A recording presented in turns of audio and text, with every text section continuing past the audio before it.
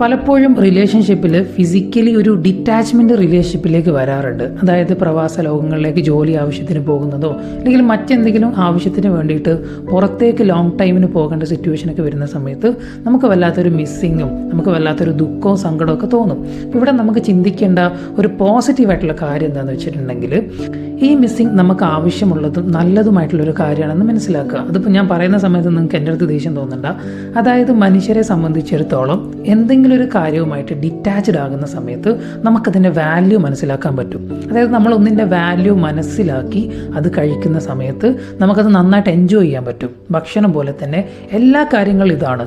എന്തൊരു വസ്തു ആയിക്കോട്ടെ അതിൻ്റെ വാല്യൂ മനസ്സിലാക്കിയിട്ട് നമ്മളത് ആസ്വദിക്കുന്ന സമയത്ത് നമുക്ക് കുറേ കൂടെ ബെറ്ററായിട്ട് അത് എൻജോയ് ചെയ്യാൻ പറ്റും എന്നുള്ളതാണ്. ഫാമായിട്ട് എന്ത് ചെയ്യേണ്ട, ചിന്തിച്ചു കൂട്ടാതിരിക്കുക. ഈ ഒരു ഡിറ്റാച്ച്മെൻറ്റ് എനിക്ക് ആവശ്യമാണ്, ഇതെൻ്റെ സ്നേഹം കൂട്ടാൻ വേണ്ടിയിട്ടാണെന്ന് എന്ത് ചെയ്യുക, സ്വയം മനസ്സിലാക്കുക. ആ സമയത്ത് കുറേയൊക്കെ നിങ്ങൾക്കൊരു സമാധാനം കിട്ടിയേക്കും.